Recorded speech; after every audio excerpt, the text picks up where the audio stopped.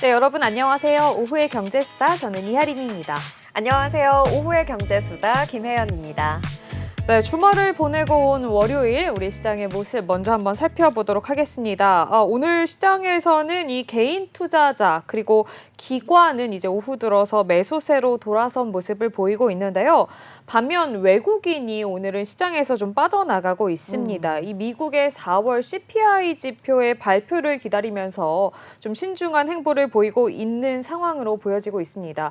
저희가 지난번에 이 고용 지표는 좀 둔화가 됐다라는 사실을 확인을 했는데요.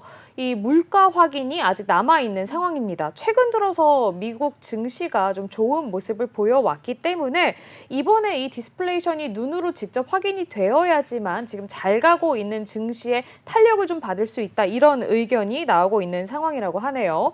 코스피 같은 경우에는 시가총액 상위 종목들 혼조세를 보이고 있습니다.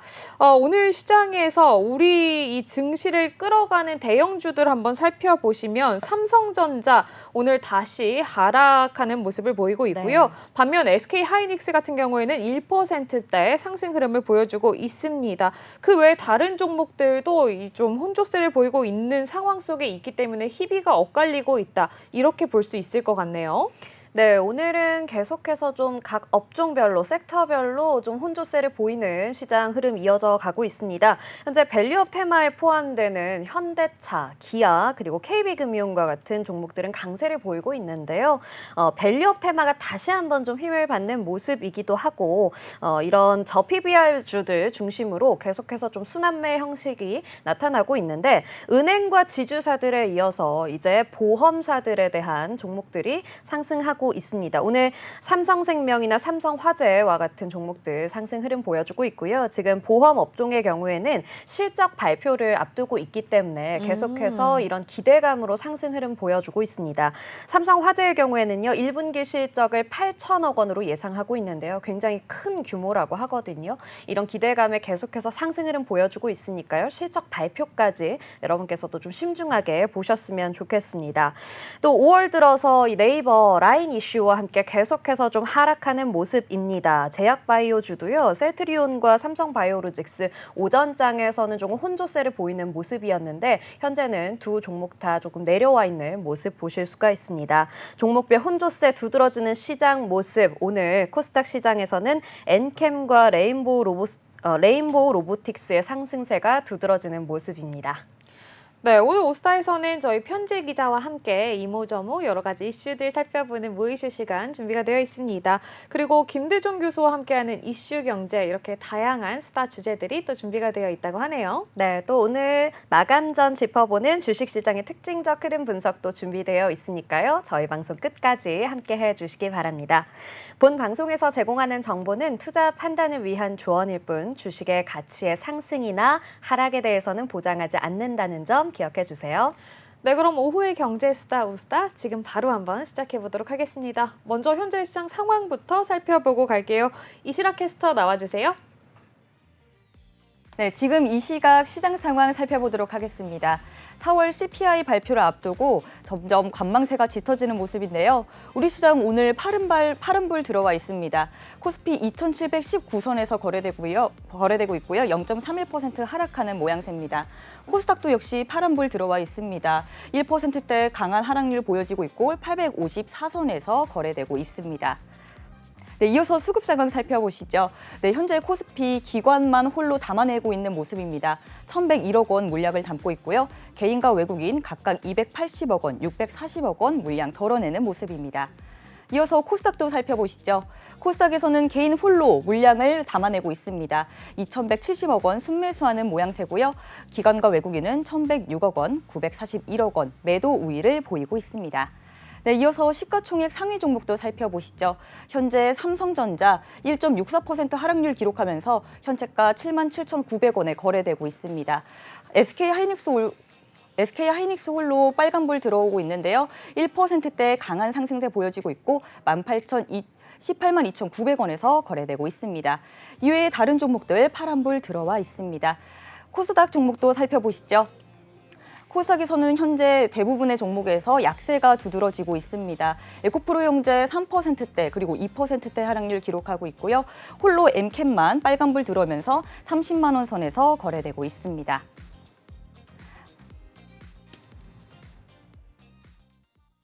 네, 잘 들어봤습니다. 저희 자세한 시장 상황은 저희 마감 후에 한 번 더 체크해보는 걸로 할게요. 자, 그럼 저희는 다음 코너 만나봐야겠죠. 오늘도 편재 기자와 함께 이모저모 여러 가지 이슈들 모아보는 모이슈 시간 준비가 되어 있습니다. 편재 기자님, 오늘도 어서 오세요. 안녕하세요. 어서 오세요.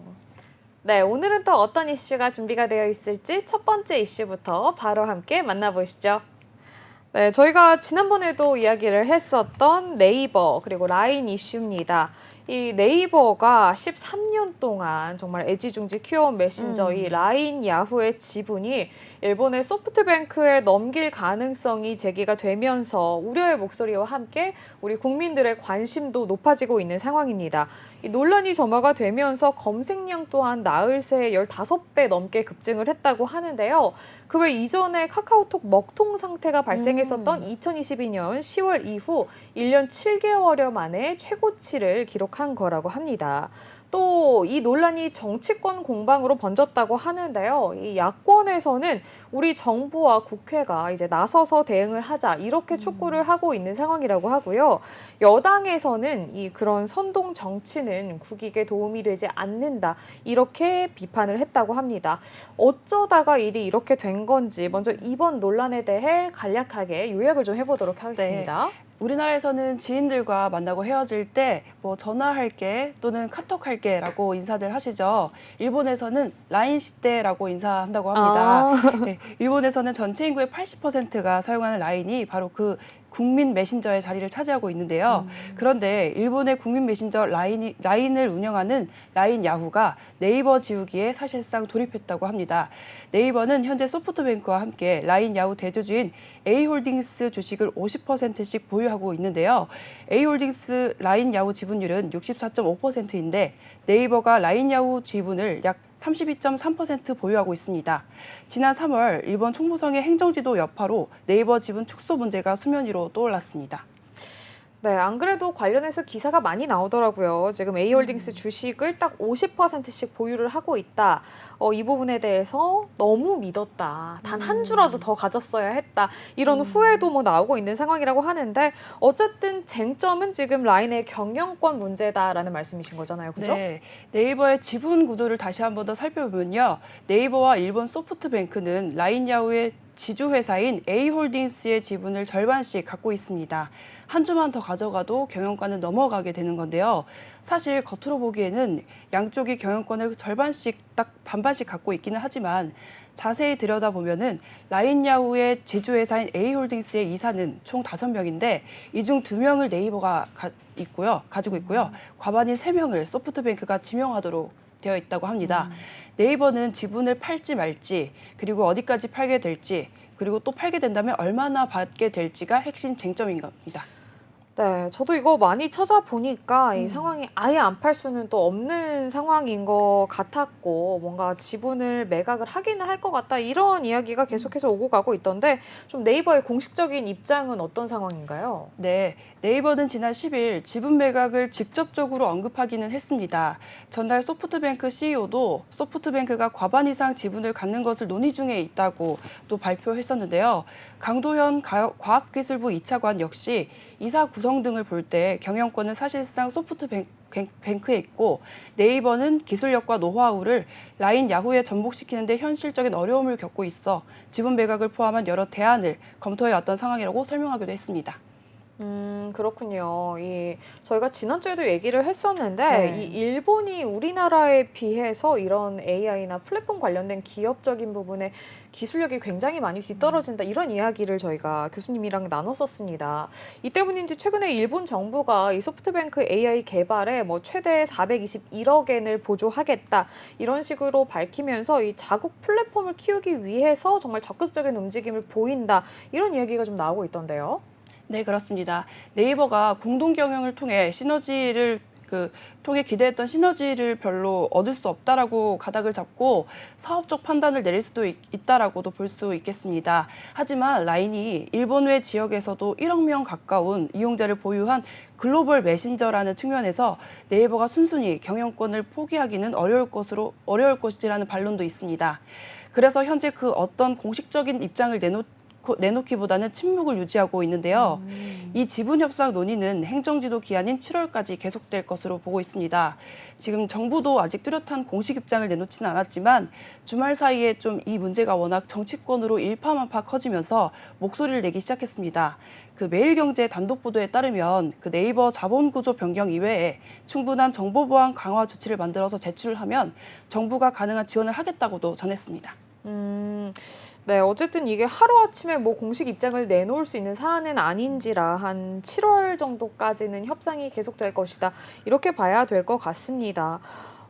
그런데 이 부분이 정말 쉽지 않은 이유가 이 네이버가 AI 사업을 정말 핵심 가치로 두고 있었기 때문에 앞으로 진행이 될 사업에 대한 이 투자를 위해서라던가 아니면 뭐 일본 외에도 뭐 동남아 관련한 다른 나라에서 이런 관련된 사업을 성장시킬 때 이 협상 과정의 몸값 매기기 문제가 또 굉장히 중요한 화두로 불거질 거라고 하던데요. 맞나요? 네, 그렇습니다. 또 네이버가 13년이나 라인을 키워온 만큼 지분을 정리하게 된다면 합당한 대가를 받아야 하는데 적정 가치를 어떻게 계산할지도 문제입니다. 지분을 단순히 계산한다면 네이버가 가진 몫은 8조 3천억 원 정도라고 매기고 있습니다. 하지만 시장의 프리미엄을 고려해 봤을 때 10조 원 이상의 가치를 매기고 있다고 내다보고 있습니다. 네, 지금 상황에서는 이 프리미엄까지 고려해서 이 큰 금액을 받아서 이 향후 사업에 투자를 하는 것도 대안 중에 하나라고 보기는 해야 될 것 같은데요. 어쨌든 13년이나 정말 장기적인 관점을 가지고 키워온 라인인데 이렇게 뒤통수를 맞게 된다면 앞으로의 사업 방향에 있어서도 좀 큰 수정이 불가피하지 않을까 이런 생각이 들고 있습니다. 정말 경제 안보 시대에 이런 라인 사태가 외교적 문제로까지 크게 확산이 되고 있는 만큼 세계적인 고민거리가 되고 있다고 하는데요. 관련된 업데이트 상황이 있으면 저희가 또 이어서 전달을 해드리도록 하겠습니다. 그럼 저희는 다음 이슈도 만나볼게요. 네, 두 번째 이슈입니다. 내년도 최저임금 심의가 곧 시작될 예정인데요. 2023년에는 9,620원이었던 최저임금, 2024년 올해 들어서 9,860원의 최저임금이 협상이 됐었습니다. 그런데 이제 내년도 최저임금을 더 인상하자라는 이야기들이 나오고 있는 것이죠. 이번에는 좀 어떤 과정을 거칠지, 어떻게 예상이 되는지 좀 살펴보도록 하겠습니다. 기자님, 이야기 좀 부탁드릴게요. 네, 최저임금위원회의 첫 전원회의가 21일에 열린다고 합니다. 이것은 내년 최저임금 심의를 공식적으로 시작하는 건데요. 이 시작하는 과정으로 20일에 세종정부청사에서 열린다고 합니다. 이 전원회의를 통해서 위원장을 선출하고 또 심의를 공식 개시할 예정이라고 합니다. 전원회의를 통해서 우리의 최저임금이 또 결정이 되게 되겠군요.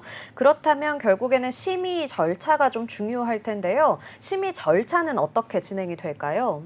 네, 최저임금 심의는 법정 기한인 6월 말까지 결과를 장관에게 제출해야 한다고 합니다. 그리고 장관은 8월 5일까지 최저임금을 결정하고 고시해야 합니다. 그러면 결국에는 좀 늦어도 어쨌든 8월 중에는 우리의 최저임금, 내년도 최저임금이 결정이 되겠다라는 생각이 드는데요. 사실 이렇게 심의 절차가 준비가 되어 있기는 하지만 작년의 경우를 비춰보자면 작년에는 이 심의가 원만하게 좀 합의가 되지 않아서 굉장히 오래 걸렸습니다. 결국 법정 기한을 넘기기도 했었죠. 올해는 좀 어떻게 될 전망인가요? 네, 올해도 마찬가지로 업종별 구분 적용을 놓고 노사 간의 대립이 예상되고 있습니다. 작년 심의를 좀 살펴보면요. 노동계는 당시 11,140원의 최저임금을 주장했지만 경영계는 9,740원을 주장하면서 합의를 도출하기까지가 좀 오래 걸렸었습니다. 올해는 작년 인상률인 2%를 적용을 하더라도 사상 처음으로 최저임금이 10,000원을 넘을 것으로 예상이 되는 만큼 이번 심의가 이전보다 더욱 뜨거울 것으로 내다보고 있습니다. 사실 임금이라는 문제는 굉장히 좀 예민한 문제일 수밖에 없는데 우리 생활에 너무 직접적으로 관여가 되는 부분이잖아요. 그런데 지금 이것을 업종별로 구분해서 이 최저임금을 정하자라는 논의, 사실 이 구분 적용에 대한 논의가 좀 예상이 되는데 노사 간에서도 굉장히 입장이 다를 것 같습니다. 이 부분에서는 노사 간에 어떤 입장 차이가 좀 있는 걸까요? 네, 현행 최저임금법은 최저임금위원회의 심의를 거쳐 최저임금을 사업 종류별로 구분해 결정할 수 있게 하고 있지만 최저임금 시행 첫 해인 1988년 두 개 그룹으로 업종을 나눠 최저임금을 정했었을 때를 제외하고는 줄곧 단일 최저임금을 적용해 왔었습니다. 경영계는 영세 사업자들의 경영난 등을 좀 들어서 업종별 구분 적용을 꾸준히 요구하고 있는 상황입니다. 하지만 지난해의 경우 체인화 편의점, 택시 운송업, 일부 숙박업, 음식업 등 3개 업종의 최저임금을 낮게 설정해야 한다고 주장했는데 노동계는 업종별 구분 적용은 사실상 사문화된 제도로 최저임금의 취지에도 맞지 않으며 업종별 낙인 효과를 낳는다고 해서 반대하고 있는 상황입니다.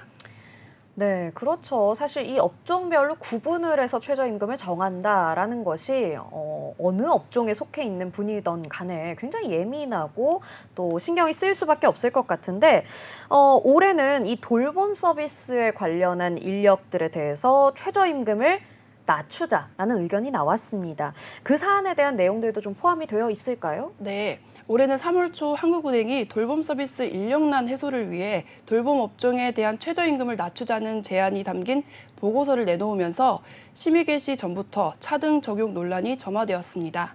양대 노총은 이에 대비해서 돌봄 노동자 대표 2명을 근로자위원회에 포함한 상태라 이 문제에 대한 해결법도 난항이 예상이 됩니다.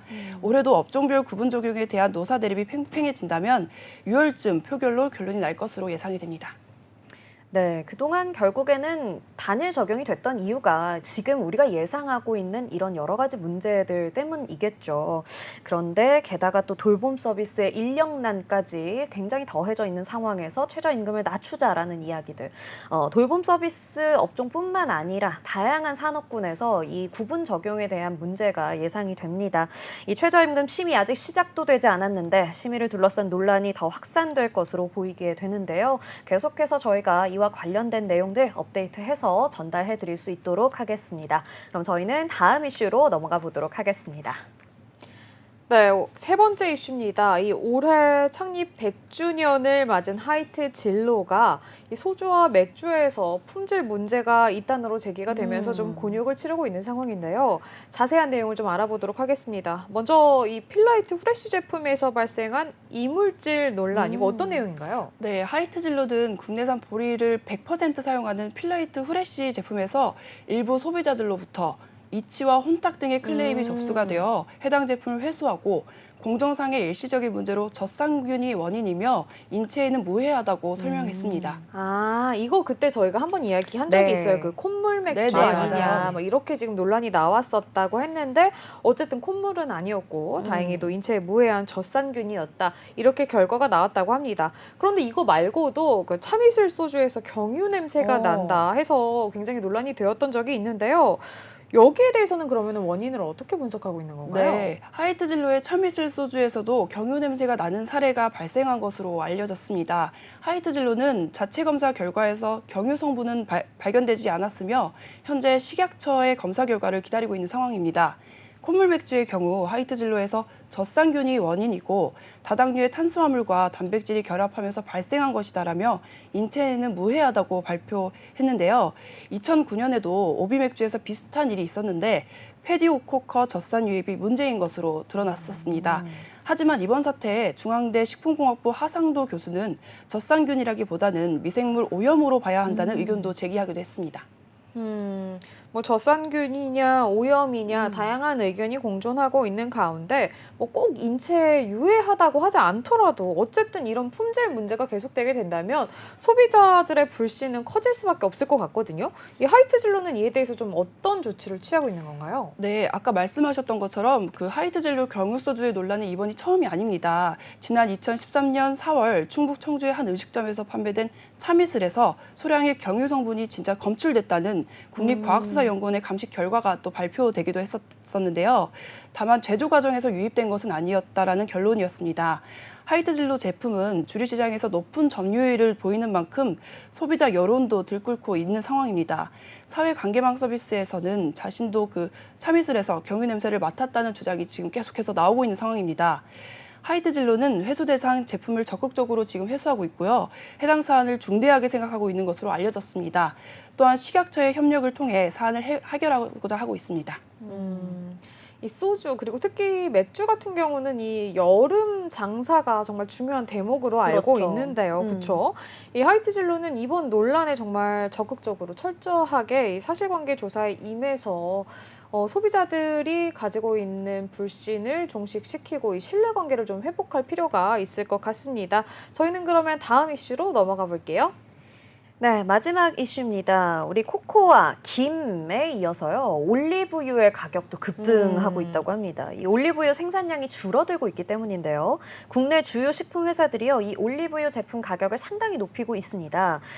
외식 업체까지 이 원가 부담으로 인해서 가격을 인상해야 하나라는 이야기가 나오고 있는데요. 기자님, 이게 무슨 소식일까요? 네, 올리브유 가격 상승은 스페인 등 주요 생산국의 가뭄과 폭염으로 인한 영향이 크다고 지금 볼 수 있습니다. 특히 올리브 생산량이 가장 많은 비중을 차지하고 있는 스페인의 생산량이 또 크게 감소하면서 국제 시장에 큰 영향을 주고 있습니다. 이에 따라서 국내 식품 회사들의 가격이 줄줄이 인상하고 있습니다. 이 스페인의 올리브. 네. 사실 뭐 올리브 하면 스페인 떠오르는데 이 스페인에서 올리브의 생산량이 감소한다. 결국엔 올리브유도 감소할 수밖에 없다 이렇게 생각이 되는데요. 지금 줄줄이 인상되고 있는 이 수치 작년 대비해서 얼마나 오른 수치인가요? 네, CJ 제일대당은 이달 들어 대형마트 3사에서 판매하던 올리브유 가격을 33.8%나 인상했습니다. 샘표도 올리브유 제품 가격을 30% 넘게 올렸는데요. 식품업계에 따르면 국제 올리브유 가격은 1년 새 40% 넘게 올랐다고 합니다. 최대 생산국인 스페인에 가뭄이 들면서 작황이 부진했던 점이 결정적이었습니다. 세계 올리브유를 절반 이상 생산하는 스페인은 이상기후로 지난 2년간 가뭄에 시달렸고 또 스페인산 올리브유는 가격이 1년 새 2배 넘게 뛰었습니다. 그리스와 이탈리아 그리고 튀니지 같은 다른 올리브유 생산국도 같은 어려움을 겪고 있습니다. 그렇군요. 40%라니 정말 크게 오른 수치로 보이는데요. 이 올리브유뿐만 아니라 다른 식재료들에도 가격 상승이 나타나고 있는 것으로 알고 있습니다. 이러한 가격 상승들 결국 우리 소비자들에게 많은 영향이 미칠 수밖에 없을 텐데요. 어떤 영향을 좀 받게 될까요? 네, 코코아나 커피 원료인 로부스타 등의 원료도 가격이 상당히 올랐습니다. 이런 가격의 상승은 외식 업체뿐만 아니라 가정에서도 식재료 구매에 영향을 미칠 수가 있기 때문에 이러한 기후 문제로 인한 가격 상승이 지속이 된다면 인플레이션 압력을 지속적으로 높일 수도 있는 것으로 보고 있습니다. 그렇군요. 작게는 가계 경제에 대한 문제뿐만 아니라 넓게 보았을 때 인플레이션까지 자극할 수 있게 된다니까 정말 좀 주목해 봐야 될 내용이 아닐까라고 생각이 됩니다. 그런데 이 올리브유는요, 사실 가게에서 쓰는 것뿐만 아니라 외식 업체에서 굉장히 많이 사용이 되잖아요. 외식 업체들의 상황은 또 어떤 상황인가요, 기자님? 네, 치킨 프랜차이즈 BBQ는 올리브유 가격 상승으로 인한 원가 부담을 완화하기 위해 지난해 올리브유 가격 상승에 따라 원칙을 좀 포기하고 해바라 기후와 좀 혼합하여 사용하기로 결정했다고 합니다. 그렇군요. 사실 또 치킨 기름 우리가 가장 많이 좀 생각해 볼 수 있는 부분인데 치킨 가격이 또 상승하는 게 아닌가라는 걱정이 됩니다. 자, 지구 온난화, 가뭄 이런 기후 이상이 결국에는 식품 물가 상승으로 이어진다는 말 이제 좀 정말로 우리가 체감할 수 있는 순간이 아닐까라는 생각이 드는데요. 올리브유 가격 상승이요 다른 식재료들에도 많은 영향을 미치게 될 것으로 보입니다. 계속해서 좀 우리 기후에 대한 생각들, 기후 이상 그리고 식재료 원자료에 대한 가격들도 좀 살펴보시면서 여러분이 잘 대응해 나가실 수 있었으면 좋겠습니다. 자, 이렇게 해서 오늘도 4개의 이슈 모두 살펴봤습니다. 수고해주신 편지혜 기자님 고맙습니다. 감사합니다.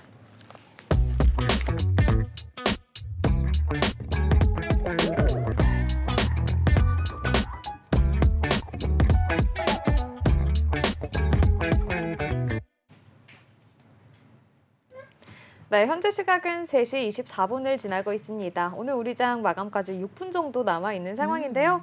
오늘 우리 장 흐름이 어땠는지 좀 빠르게 한번 체크해 보도록 하겠습니다. 네. 오늘 시장에서는 어떤 이슈가 좀 뜨거웠나요? 오늘 시장 굉장히 찌릿찌릿했습니다. 자, 식을 줄 모르는 전선주의 이슈에 대해서 좀 짚어보려고 하는데요. 오늘 새로운 소식이 나왔습니다. 바로 일본 소프트뱅크 그룹의 손정희 회장이요. 인공지능 분야에 최대 10조 엔, 한화로 약 88조 원을 투자할 것이란 전망이 나왔는데요. 니혼게이자의 신문이요. 기술 변화에 맞춰서 이 주력 사업을 전환해온 손 회장이 이번에는 AI 혁명에 대응해서 사업 준비를 구상 중이라고 밝혔습니다. 또 최대 10조 엔 규모를 투자할 것으로 전망된다고 보도했는데요. 동양의 투자의 귀재라고 불리는 이 손 회장의 AI 투자 소식으로 관련 업종이 벌써부터 들썩이고 있습니다. 오늘 대한전선, 가온전선, 일진전기 여러분이 생각하시는 전선주들 굉장히 좋은 흐름 보였는데요. 손정희 회장이 결국 AI의 어떤 부분에 투자한다는 것일까를 좀 살펴봤더니요. 이 핵심 구상 중에 하나가 AI 전용 반도체 개발입니다. 그래서 결국에는 이 미국의 엔비디아처럼 팹리스 현상으로 회사를 만드는 것으로 이제 가닥을 잡고 있다라고 하는데요. 내년 봄에 시제품을 선보이고요. 또 같은 해 가을에는 제품을 양산하는 것까지 목표로 두고 있다고 합니다. 그런데 이 앞선 이슈 제목에서 알 수 있듯이 오늘 제일 먼저 움직인 것은 앞서서도 짧게 언급을 해주셨지만 이 전력 설비, 그렇죠. 그중에서도 전선 관련된 종목들입니다. 오늘 주가 흐름 한번 확인을 해보시면요. 삼화전기, 그리고 대한전선, LS, 가온전선 등 모든 전선 종목들이 좀 큰 폭으로 상승하는 모습을 확인을 해보실 수가 있겠는데요.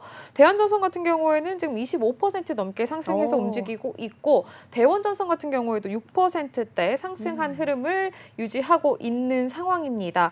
오늘 전선주들이 이렇게 잘 간 데에는 아무래도 앞서서 이야기를 한 것처럼 이 손정희 회장의 AI 투자 확대 소식 때문인데 제일 크게 움직였던 거는 LS 일렉트릭입니다. 이 LS 일렉트릭 같은 경우에는 장 시작 동시에 지금 큰 폭으로 상승을 했고요. 장중에 52주 신고가 18만 1,700원을 달성을 했습니다. 현재는 지금 윗꼬리 달고 길게 내려와서 2.7%대 하락한 선에서 움직이고 있기는 한데요. 사실 전선주의 이 광폭 행보는 어제 오늘 일만이 아닙니다. 이 지난주 거래소 정보에 한번 따라보면 일진전기나 가온전선, 대원전선이나 대원전선 우선주 같은 경우에는 올 들어서 이 지난 8일까지 주가가 100% 그러니까 2배 넘게 올랐다고 하고요. 이 같은 기간 코스피가 3%대 상승한 데 그친 점과 비교를 해보면 정말 뛰어난 성과다 이렇게 보실 수가 있겠죠. 그렇죠. 이 AI 핵심 인프라인 데이터 센터 수요 급증에 결국에는 우리 전선주의 급등세가 이어져 가고 있는 건데요. 데이터 센터 전력 설비 핵심 부품이기 때문입니다. 그래서 네. 전 세계적으로 이 데이터 센터를 확장하겠다라는 기조와 함께 긍정적인 영향이 미치지 않을까라고 분석이 되고 있는데요. 데이터 센터의 전력 소비 폭증 전망도 이 전선주에 좀 긍정적인 영향으로 분석이 되고 있고요. 또 미국의 빅테크들은 데이터 센터 확충에 천문학적인 자금을 쏟아붓겠다라고 예고를 했습니다. 마이크로소프트와 오픈 AI는요, 2028년까지 1,000억 달러, 그리고 아마존은 1,500달러를 투자할 방침이라고 밝혔습니다. 구글은 10억 달러를 투자해서 영국의 데이터 센터를 건립하겠다라고 이야기했네요. 네, 이 전선 관련된 종목들에 대해서 과열 아니냐 이런 우려가 나오고 있는 시점이긴 한데요. 이렇게 글로벌 빅테크 기업들이 데이터 센터 건설 계획을 계속해서 발표를 하면서 당분간은 이 주가의 흐름이 계속해서 뜨겁지 않을까 이렇게 예측이 되고 있다고 합니다. 또 오늘 시장에서는 이 엔터주 이야기를 빼놓을 수가 없는데요. 네. 좋은 소식은 아닙니다. 이 얼마 전에도 미니진의 난으로 하이브가 한번 난리가 났었는데 JYP 엔터테인먼트 오늘 주가가 좀 빠졌습니다. 네. JYP 엔터는 왜 이렇게 빠지고 있는 걸까요? 증권사 분석을 좀 살펴보면요. 음원이나 일본의 매출이 분기 최대를 달성했는데도 이익 관점에서는 다소 아쉬웠다라는 의견들이 있습니다. 2분기에는 조금 좋은 흐름 보이지 않을까라는 예상들이 이어져 나가고 있는데요. 바로 스트레이키즈의 컴백이 7월로 예정되어 있기 때문이죠. 이 부분들까지 여러분이 좀 챙기셔서 JYP 엔터뿐만 아니라 전체적인 엔터사의 업종들 흐름도 살펴보셔야 할 것 같습니다. 네, 맞습니다. 이 JYP 엔터 1분기 실적이 좀 안 좋게 나오기는 했는데요. 원래 엔터주들은 2분기와 4분기를 좀 기대해 볼 만합니다. 여름 공연과 겨울 공연이 성수기이기 때문인데요. 관련된 흐름 계속해서 함께 좀 체크를 해보시고요. 네. 오늘 저희는 이렇게 AI 투자 관련된 소식 그리고 JYP 엔터테인먼트 주가 소식 만나봤습니다. 저희는 그러면 시장 마감 상황으로 돌아올게요.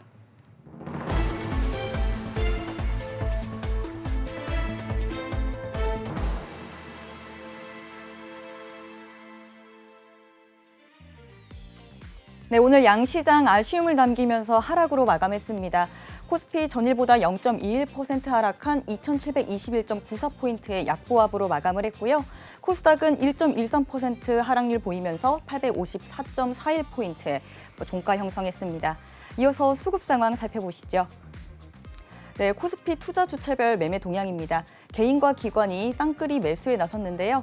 448억 원, 649억 원 매수 우위를 보였습니다. 하지만 외국인 홀로 매도 우위 보였습니다. 977억 원 팔아냈습니다. 이어서 코스닥 상황도 살펴보시죠. 네, 코스닥 개인이 홀로 지수 방어에 나섰지만 하락으로 마감했습니다. 개인 2,112억 원 매수 우위로 보였고요. 기관 1,083억 원, 외국인 918억 원 매도 우위 나타났습니다. 이어서 시가총액 상위 종목도 살펴보시죠. 네, SK 하이닉스 2%대 상승률 기록하면서 18만 3,800원에 종가 형성했습니다. 이 반면에 IT 대형주의 삼성전자는 1%의 하락률 보였는데요. 7만 8,400원의 하락률 기록했습니다. 그다음에 코스닥 시가총액 상위주도 살펴보시죠. 네, 엠캠을 제외하고 모두 파란불 들어왔습니다. 엠캠 같은 경우에는 MSCI 편입을 앞두고 이번에 상승률 기록했는데요. 0.84% 상승한 30만 500원의 종가 형성했습니다. 이외에 에코프로 형제는 여전히 하락률 기록하고 있고 각각 3%대 하락률 기록했습니다. 네, 이번 주 참 이벤트들이 많습니다. 글로벌 증시 방향을 결정할 미국의 물가지표 PPI와 CPI 발표를 앞두고 있는데요. 이 위에도 기업 실적 발표가 있고 또 우리나라의 여러 가지 기업도 실적 발표를 앞두고 있습니다. 또 연준 부의장의 연설까지 저희가 다양한 이벤트를 앞두고 발빠르게 소식 전해드리도록 할 텐데요. 지금까지 오후의 마감 시황이었습니다. 네, 잘 들어봤습니다. 말씀을 해주신 것처럼 이 미국의 CPI 물가지표 발표를 앞두고 있는 만큼 좀 시장에서는 관망세 띈 성격이 네. 짙어진 하루가 아니었나 이렇게 해석을 해볼 수 있을 것 같습니다. 오늘 시장의 흐름은 조금 아쉬웠지만 그래도 잘 간 종목들 그리고 섹터는 좀 눈여겨볼 만한 게 몇 가지 네. 있는데요. 오늘 특징주 좀 어떤 거 골라오셨나요? 오늘 특징주 저는 우리기술이라는 종목을 골라왔습니다. 오늘 굉장히 급등하는 흐름 보여주면서 52주 신고가를 만들기로 했는데요. 우리기술 하면 여러분은 어떤 섹터에 관련된 종목이라는 생각이 드시나요? 좀 어렵던데. 그렇죠. 네. 어렵죠. 네. 우리 기술의 경우에는요, 굉장히 다양한 사업 부문이 있습니다. 임대 사업 부문, 해상 풍력 사업 부문, 그리고 스마트팜, 방위 사업 부문 등 굉장히 다양한 사업 부문을 가지고 있는 회사인데요. 최근에는 이 방산에 관련된 종목으로 묶이기도 하고, 또 오늘은 원자력, 원전과 관련된 종목으로 테마성 상승을 좀 보여줬습니다. 우리 기술의 경우에는 오늘 20% 이상 상승하면서 52주 신고가 만들어냈는데요. 굉장히 또 급등하는 흐름 보였으니까요. 여러분이 원전에 대해서도 계속 좀 주목해 보셨으면 좋겠는데 원전은 우리나라뿐만 아니라 미국, 프랑스, 일본 등 지금 현재 전 세계적으로 원전에 대해서 조금 더 늘려나가자라는 계획을 가지고 있기 때문에 원전 그리고 이어서 해상 풍력과 같이 에너지에 대한 종목들 그리고 섹터들 여러분께서 좀 집중해서 살펴보셨으면 좋겠습니다.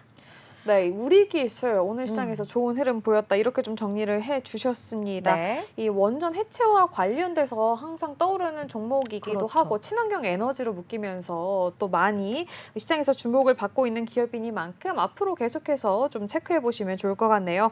그럼 저희는 다음 코너로 넘어가 보도록 할게요.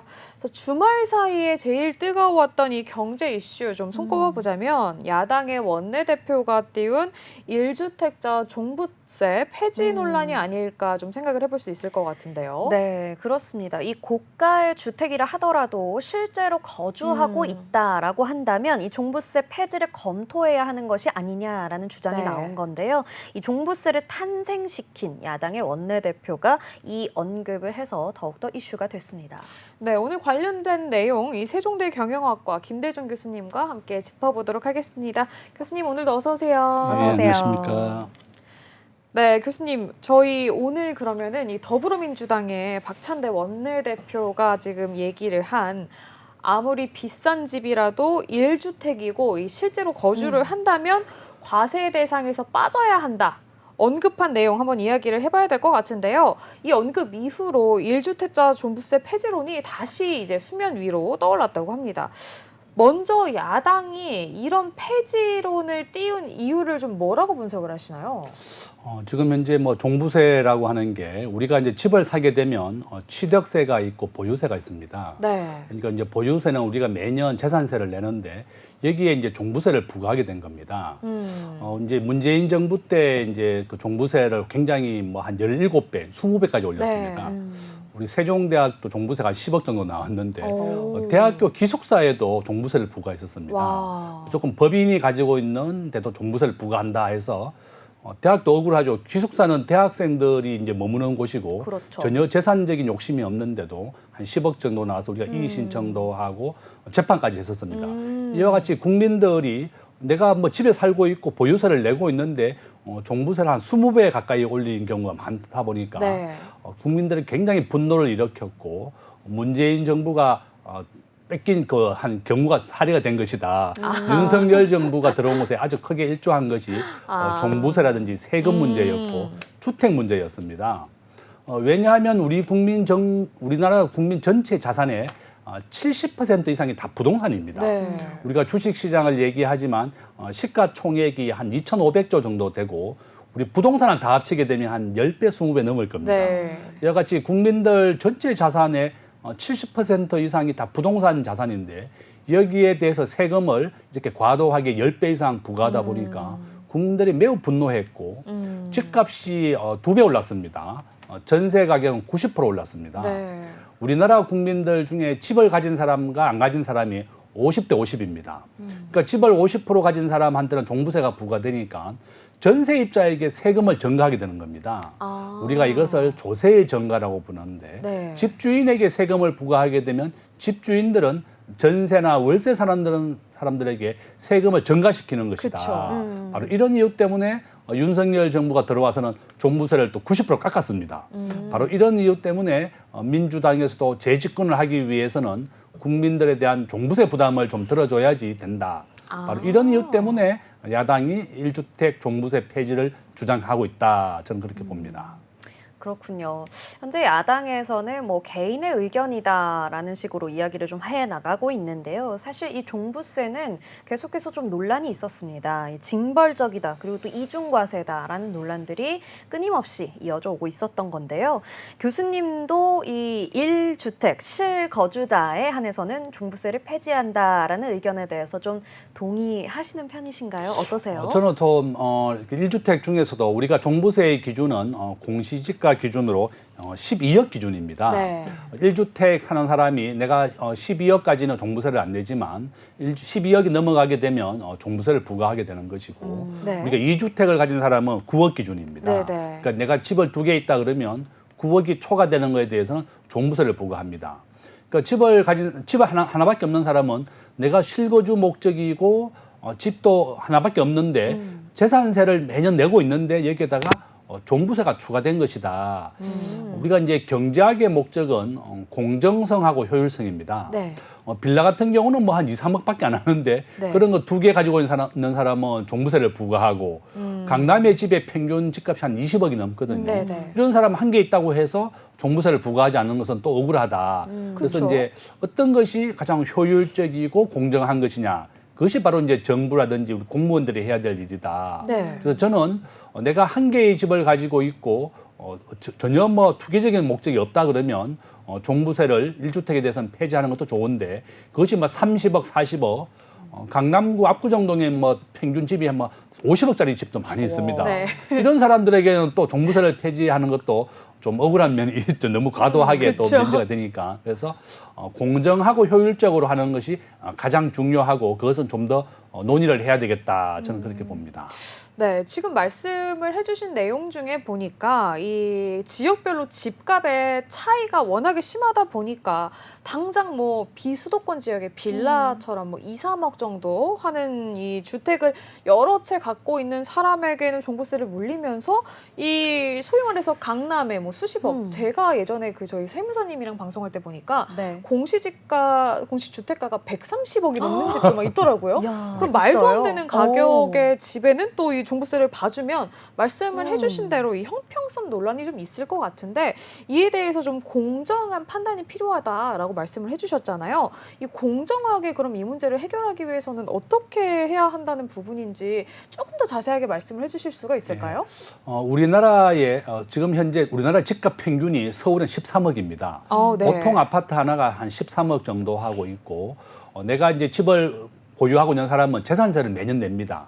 재산세를 내고 취득할 때는 취득세를 내는데 네. 여기에 종부세가 한 12월경에 우리가 납부하게 되는데 여기에 이제 부과되는 기준이 1주택은 12억 기준입니다. 네네. 그러니까 서울에 집 한 채 가지는 사람은 다 종부세 기준 대상이 되는 겁니다. 그러네요. 네. 서울의 평균 집값이 13억 되기 때문에 그런 거고 우리가 종부세를 납부하게 된 기준은 우리 국민들 이제 노무현 정부 때 만들었습니다.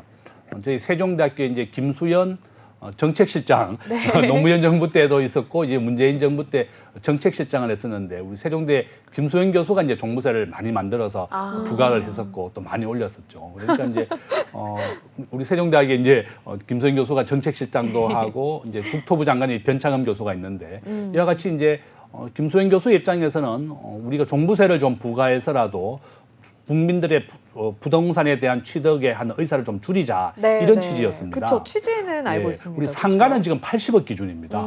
주택은 12억 기준이지만 또 상가를 가진 사람은 80억 기준이기 때문에 웬만하면 또 해당이 안 된다. 네. 그래서 결론은 서울의 집값이 13억인데 서울에 집 한 채만 가져 있어도 내가 보유세도 내고 종부세를 해당이 되기 때문에 좀 과도한 것은 맞습니다. 네. 그래서 저는 서울의 평균 집값을 고려해서 1주택에 대한 기준을 올리는 것도 하나 좋은 대안이 될 것이다. 네. 서울에 지금 32평 국민평형이라고 부르는데 분양가가 13억입니다. 네. 일반 시세는 한 20억 정도 하는데요. 이와 같이 정부가 종부세 기준 1주택에 대해서 기준을 한 20억 정도로 올리는 것도 하나의 대안이 될 것이다. 내가 32평에 살고 전혀 투기적인 의사가 없는데 매년 재산세를 내는데 종부세를 낸다고 하는 것은 억울하다. 그래서 한 20억 이상에 대해서만 종부세를 내는 것도 하나의 대안이 될 것이다. 저는 그렇게 봅니다.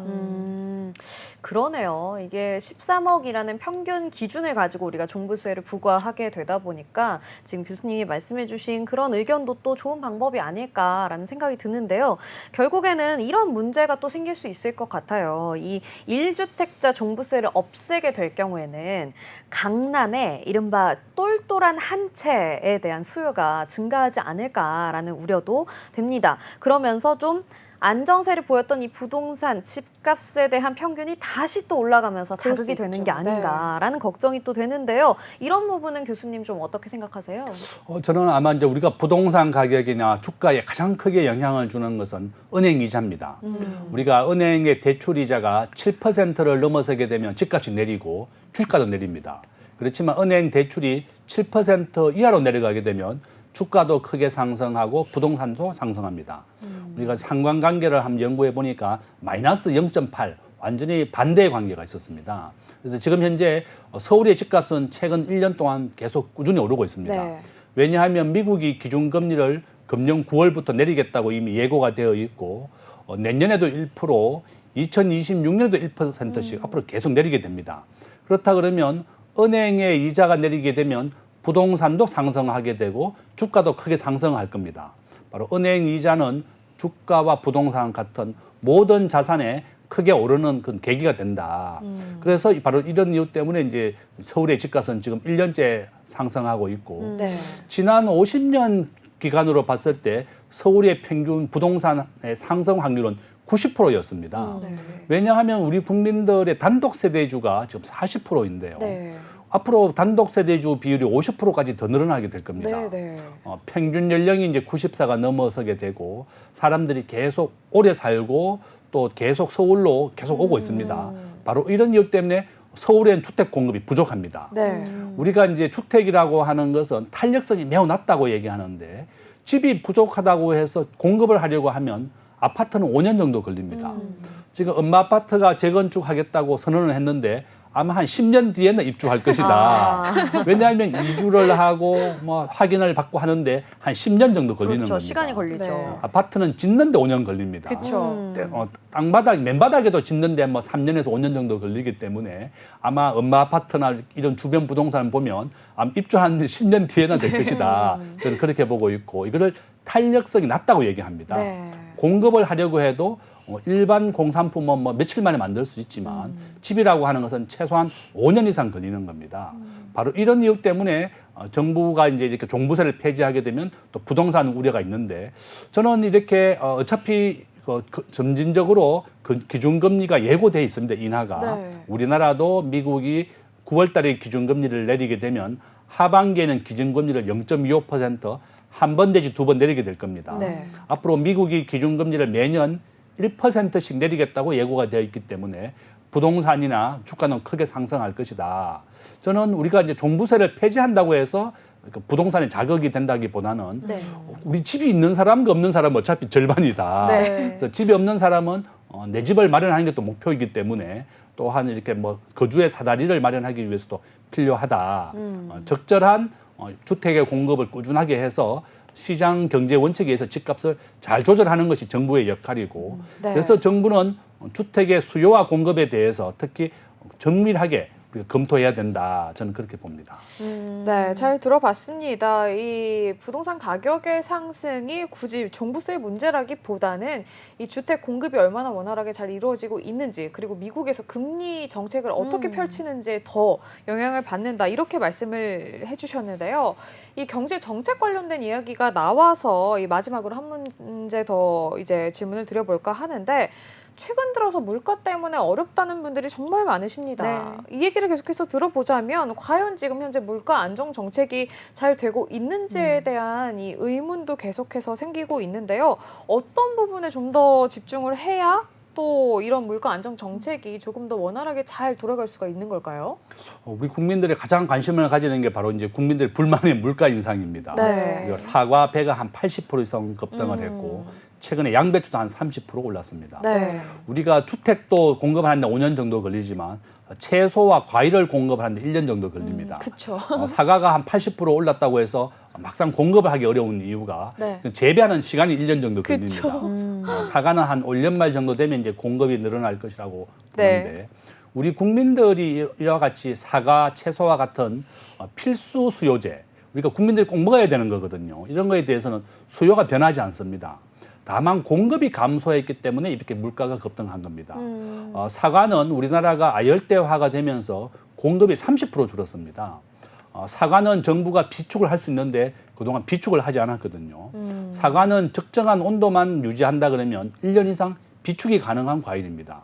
우리 국민들이 가장 많이 먹는 과일이 바로 사과다. 그렇다면 농림부가 좀 철저하게 대비를 해서 한국의 날씨가 지금 아열대화되고 있습니다. 네. 그러니까 점점 더워지고 있는 나라이기 때문에 사과를 키울 수 없는 환경이 되어가고 있고 사과는 15도씨에서 가장 적절하게 성장을 하거든요. 네. 지금 서울의 평균 온도가 25도, 30도 가까이 되기 때문에 지금 사과를 생산하는 데는 과거 대구였다가 지금은 강원도로 옮겨졌습니다. 이와 같이 점점 한국의 올라가네요. 날씨가 네. 아열대화가 되고 있다. 결론은 정부가 이렇게 사과라든지 필요한 그런 것에 대해서는 비축을 하고 공급을 꾸준하게 해야 됩니다. 네, 네. 과일 가격이 이렇게 급등한 이유는 국민들의 수요는 변하지 않는데 공급이 30%나 크게 줄었기 때문에 급등한 겁니다. 그래서 저는 우리나라의 평균 물가는 3.1%이지만 과일이나 채소가 신선 채소 그 물가 급등이 한 11% 정도 됩니다. 평균. 그러니까 평균 물가의 한 3배 이상 채소와 과일이 이제 했다. 그래서 결론은 정부가 꾸준하게 공급을 유지하는 것이 가장 중요하고 농림부의 역할이 바로 그런 역할입니다. 아마 3년 전부터 우리나라가 열대화가 됐기 때문에 사과나 과일에 대한 비축이 필요했었다. 저는 그렇게 말씀을 드립니다. 네, 잘 들어봤습니다. 이 먹거리 물가 신경 쓰시는 우리 국민 여러분 굉장히 많으신데요. 이 농림부가 기후 변화에 적절하게 대응을 해야 한다. 이렇게 정리를 좀 해볼 수 있을 것 같습니다. 네, 그럼 오늘도 저희는 세종대 경영학과 김대중 교수님과 함께 이슈 경제 이야기 나눠봤습니다. 오늘도 감사합니다.